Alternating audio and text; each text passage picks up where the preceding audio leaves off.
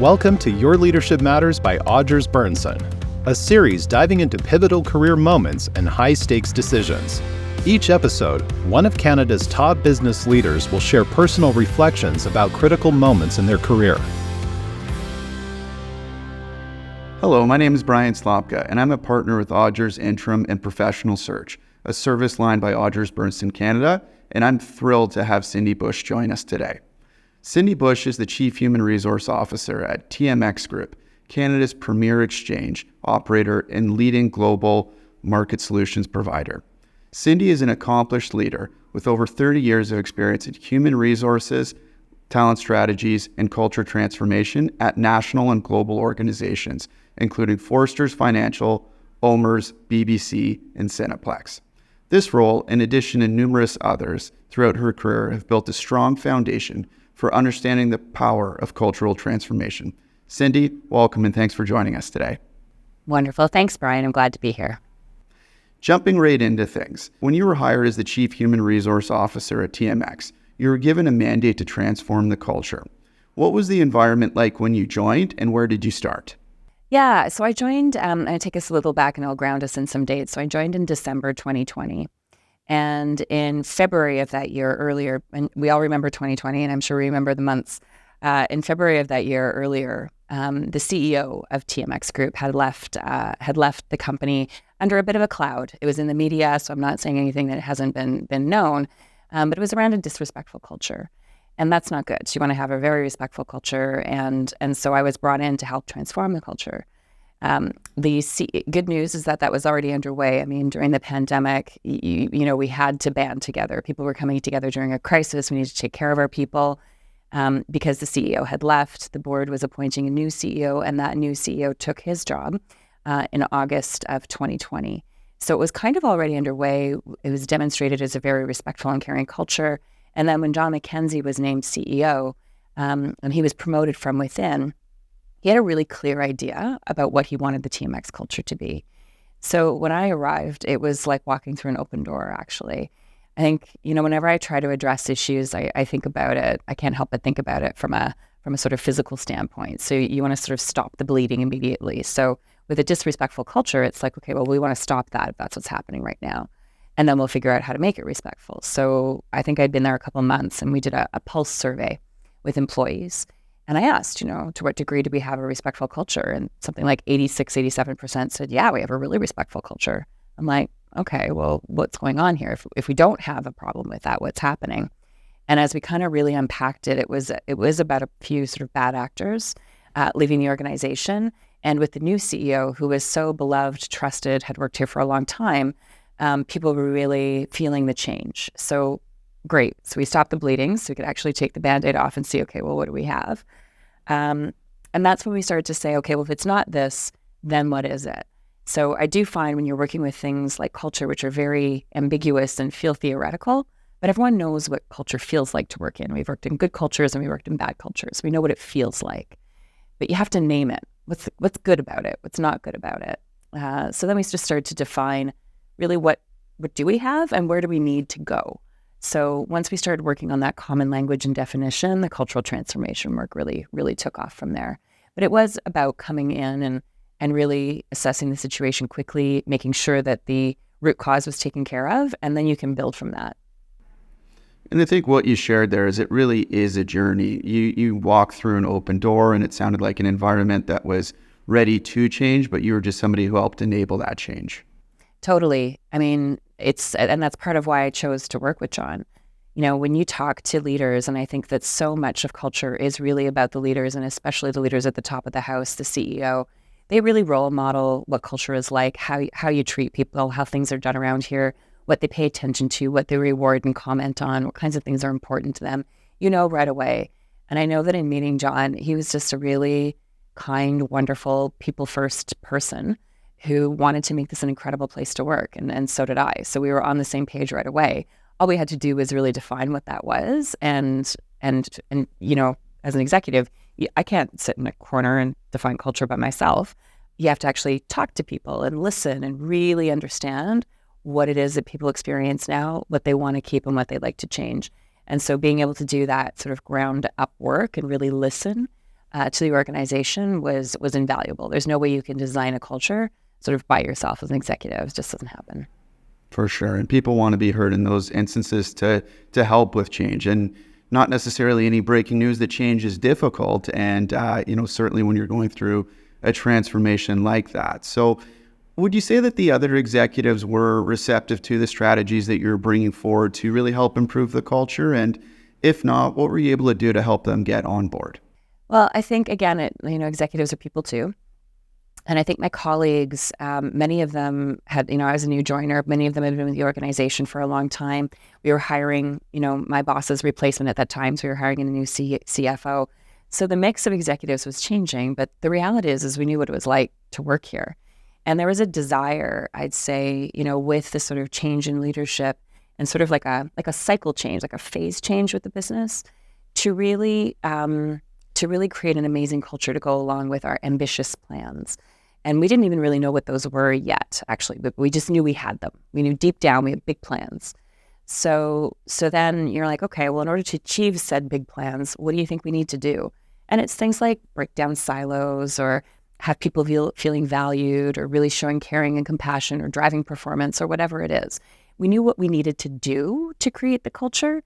And because I'm just very dead practical, I'm very transparent. I create plans and, there's documents, and we kind of talk everything through, and then we tweak, and then we go, and then I, provide updates, and we celebrate successes.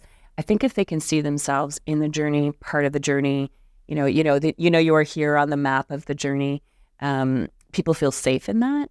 I do have a bit of an adage that I don't try to do anything that's longer than 6 months, at least to get a project going or kicked off, because I think that's about the attention span of the average person. Like I can have a beginning, a middle, and an end and track that story for about 6 months. But after that, I need it done because there's other things that are coming into my brain. So I did it in 6 months chunks. We did it in 6 months chunks around defining our purpose, our culture, and our values. And then the next 6 months are around implementing the culture plan and doing things like team charters and offsites and things like that.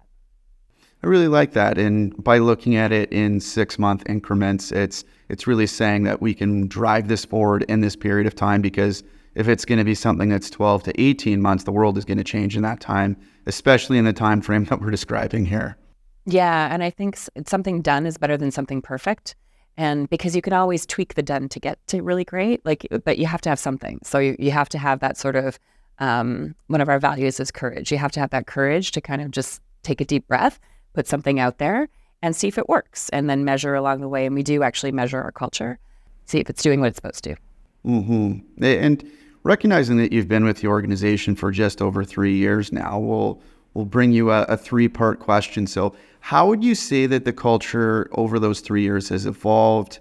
How would you say that it's impacted performance? And then how do you go about measuring that success? Yeah. So my favorite way to find out if a culture has evolved is to actually talk to our employees. And I'm really curious too about new joiners, people who've been there for a long time, people who've moved around different departments, had different managers. That's always quite key, because I do believe leaders really do set the tone. And if you change jobs and you change managers and things are dramatically different, that means we're not quite done on our cultural journey yet in terms of how we do things around here. So I do a ton of listening. I talk to employees. We do things like surveys, and, we get lots of comments. We have a very chatty group, so I absolutely love it. And I read every single comment. I read them all 3 times. The first time to kind of take it all in, the second time to really look for themes, and the third time to kind of crystallize where I think we need to go. And I just love hearing the voices of our employees and chatting with them and seeing where they are. So that's one thing. That's how do you know the culture's changed? We have to talk to people. I think ultimately, I love is it Peter Drucker who said, culture eats strategy for breakfast. So if your strategy isn't working, there's likely something within your culture that's holding it back. And, I alluded before that we had big plans, we didn't know what they were. So we sort of spent year 1 that I was here establishing our culture, our purpose, our values, talking about tone from the topping behaviors, what kinds of things we want to have.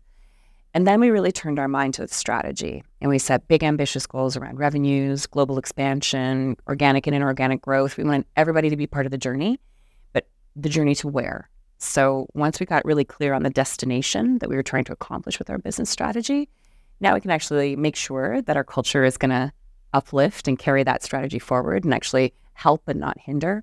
And I think just as you described that as well too, you mentioned earlier that, executives are people as well. And just your comment about reading all of the different comments that come through and really understanding that there's another person on the side of that comment, and this is where they spend their time, and this is where they work. I think that people are more open and more willing to be vulnerable in those moments, knowing that the person on the other end who potentially is going to impact that change really does care. And I'm sure that you've helped create that culture among the executives as well. Well, and I think a lot of it, it's so funny because one of my pet peeves is when people fill in a survey or do comments or give you feedback, and then it just kind of floats away. And, I'm really conscious that when you ask a question, you need to listen to the answer, and then you have to reflect it back and say, have I got that right? Am I hearing what you're trying to tell me? I haven't interpreted it, differently or incorrectly. Yes. Okay. Well, then what kinds of things can we do with that? And I'm a big fan of co-creating solutions. And one of my leadership lessons is, you don't have to be a leader with a big bag of answers behind you. I think there's a lot of pressure sometimes that you think you have to have all the answers. You don't at all. What you do have to be really good at is listening to people, understanding the options, being decisive when it's needed to, but you don't have to have all the answers. So I do believe that, so for example, we were thinking about what we would do with our wellness strategy. People wanted better work-life balance. And I think the pandemic really taught us around flexibility and things. So we listened to people, and then we put in a bunch of options. Again, ran a 6-month pilot around flexibility and hybrid working. Did the world fall over? Are we okay? Are we performing as a business? Are we retaining people? Do people still feel connected in a sense of community? Like all the questions and worries that we had. And then we just kind of watched it unfold, and then you sort of tweak as you go. So I could never have designed that just by myself. It was never going to happen. What you needed to do was really listen to people, bring a lot of disparate pieces of work together, and then say, this is actually what wellness means at TMX, and it is about flexibility and inclusion. In the face of the pandemic, you're an executive at Cineplex, and you're facing some immediate disruption and a major revenue loss. So you were tasked with monumental organizational restructuring and to be responsible for maintaining the morale of some of your fellow executives and employees amid this disruption. So what was going through your mind through that very, very challenging time? I think, looking back on when, I think everybody knows where they were in March 2020 when sort of the news went down and everybody had to pack up and just go home. And we all thought it was going to last like 2 weeks or a week or something. And then we thought we'd be back. So you operate in a short-term crisis differently than a long-term crisis. And I think we started to create short, medium, and long-term plans. And, the doomsday scenario of, oh, good heavens, what if we're still at home at the end of 2020? What happens then? And that was unconceivable. It was just not even in the realm of possibility at the beginning of the year, but it became a reality. So you do start some really smart planning. And the way that you do that as a leader is you gather really smart people around you who are bringing different perspectives and angles of the business. And I would sit there and we'd model out options with the CFO, the Chief Operating Officer, the CEO. We'd sit there for hours modeling on options. What if we pulled this lever? What if we did that lever? What if we increase revenue over here? How will that compensate here? What if a government program comes in here? What if we reduce our wages by this much? How would that be? And actually, once we had the modeling that we felt would get us through the next phase, then it came to really bringing people along on that journey. And by the way, none of us were doing that by ourselves. We were getting feeds in from our teams to really almost day by day, hour by hour, make these kinds of decisions around openings, shutdowns, what we were getting rid of, where things were going. Was it layoffs? Was it furloughs? We had a big U.S. workforce. Like there was all kinds of things happening. And just thinking through that very challenging time, your role as a CHRO is to nurture the development of employees and really uphold the culture of the organization, or be one of the important pillars of the culture for the organization. So while mass layoffs that you mentioned, aren't necessarily going to be on the people side of things in terms of culture activation, it's certainly to support the business surviving. So in that situation, because of the pandemic, some of these mass layoffs had to be done remotely. So how did you manage that? Because I can appreciate that doing it in person is difficult. Doing it remotely is also difficult based on everything going on in the world. Well, but if you recall at the time, everything was virtual. So in some ways, that was the new normal at the moment. But I think when whenever I approach a really difficult decision like that, I try to have some principles that are going to guide me through it, no matter what the decision happens to be. And I clearly recall sitting in a meeting talking about mass layoffs, restructuring, letting go of people, saying goodbye to people, and saying, okay, how do we want this to feel? We want it to feel compassionate. We want it to feel fair, and we wanted people to have dignity through all of it. So with those principles, it doesn't really matter what medium you're using, as long as it comes across as compassionate, fair, and lots of dignity. So people have some self-respect and respect from others. So it takes a village, by the way, to pull all of that together. It's not just me. It's, HR, legal, the executives, managers, the team, our transition company online. Like, it was a lot of that and coordinating. I do also think when you're in a crisis and you have a difficult solution, like you're going to do a mass restructuring, and we did let go of a lot of people, just do it. Try to do it sort of one and done. Because the worst is the death by 1,000 cuts. Like, just like there's a little cut here and then a little cut and then a little cut. And it's like, oh my gosh, when's the next shoe going to drop? I don't know if I feel safe anymore. So keeping that safe environment, we talk a lot about psychological safety. You have to be really frank with people. We're going to do this. It's going to be terrible, but we're going to do it with compassion and kindness and fairness and dignity. And then we're going to be done until we need to do it again. Because we don't know where this is going. One of our values at Cineplex was around trust. And thinking about transparency and authenticity as big components of trust. We're just really open with people. Like, here's the books, here's what's happening, here's what we need to do. I wish it was different. We're trying to be as good to you as possible. Thank you for understanding. Moving on, like, just say goodbye. And goodbye doesn't always mean the end. We had goodbye parties, we had lots of friends. I still keep in touch with lots of people. Goodbye doesn't always mean the end. So I'm really proud of how we handled that and really kept the culture intact through tremendous change. And the important reason for keeping it intact is you're going to come out the other side of a crisis. Like, a crisis isn't forever. So you have to have something to come back out of that people will be engaged with and want to rally around and be dedicated and committed to. And if you've lost all that goodwill with your people who are still there through a difficult time, it's hard to rebuild. So you have to maintain that all the way through. Through some of these major situations and crises that you've gone through, how do you think that that's helped change you as a leader or helped you evolve as a leader? So first off, if I was ever afraid of anything, I'm certainly not now. Like, kind of bring it on. Like, to your worst? Like, it's all going to be fine. Business moments are business moments, highs and lows. You find your way through them. If you've got a great plan and a great set of people and you're aligned and you want to do it together and you've got some of those great values and culture, you will always find your way through the other side. So I do believe that to be true. So I do think that, I probably have a little more courage now to take on the things that I didn't know I could take on. I think I'm not afraid to lead from the front situationally. I'm not the CEO, I'm the CHRO, but there are times when I'm leading, there are times when the CEO is leading, there are times when our CFO is leading, and you got to get behind. So I've watched that sort of rotating group of leadership happen, and it's really cool. If you've got, if you're lucky enough like me to have excellent colleagues and excellent leaders around you, you kind of take turns at this. And I think that's what makes a team really strong and ultimately helps an organization succeed. So that was something I had not experienced before. So that was a big lesson for me is really, when do you take the lead? When do you follow? And how do you kind of rotate that around the team? It's very cool.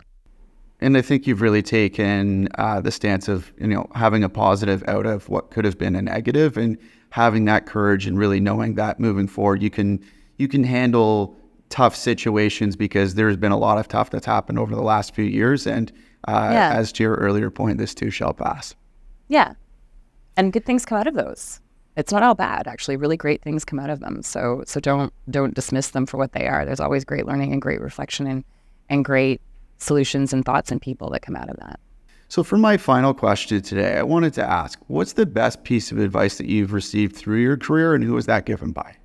So I have one from my current coach. She's just awesome. So by the way, everyone should have a coach helping you develop and keep growing. None of us are standing still, so we got to keep growing. So I always look for the feedback and try and do that. And I think, as you become more senior in your career, you really do have to think, what is the highest and best use of my time? And there are things that only I can do, things that I need to do with others sort of at my level, things that I can give to my team, things that I can give to other people. So I really do stop and think, what's the highest and best use of my time right now? And sometimes that might be going for a jog or doing a bike ride, because that is actually the highest and best use of my time, because I need the physical energy, I need the stress relief, I need the fresh air, I need the break from the screen, like whatever it might be. And just being really smart about that highest and best use of your time in a day. That's a really great piece of advice that I got. And then the other piece I wanted to mention, I've just been thinking about this quote a lot lately, and I'm going to try my best to get it right. It's a Maya Angelou quote, and it's people will forget what you say, people will forget what you do, but they'll never forget how you make them feel. And I think if I try to leave a lasting impression with anybody in my day, I really try to think about, how did I make that person feel? How did I want them to feel heading into that conversation? Did it work? Was I on the mark, off the mark? Did we get there? How did I want to make them feel? How do I feel? Because I think that truly matters when you're building relationships. Is, projects come and go, dust ups around spreadsheets come and go, but how did you really make them feel at the end of the day? I love that. I think that's something that we can all have in our day, of just really understanding the impact that we have on one another and how we leave that lasting impression. So Cindy, I can't thank you enough for joining us today. This was an incredible conversation, and thank you for being very vulnerable about your journey and so thoughtful in sharing both your learnings and your experiences. So thank you so much, Cindy. Well, thanks, Brian. And it's been a pleasure to build a relationship with you over many years. So it was really nice to talk through that with you today. Thanks. Your Leadership Matters is brought to you by Odgers Berndtson Canada, a premier integrated leadership advisory firm working to place and develop great leaders. You can find this and other episodes on Apple Podcast, Spotify, or wherever you find your podcasts.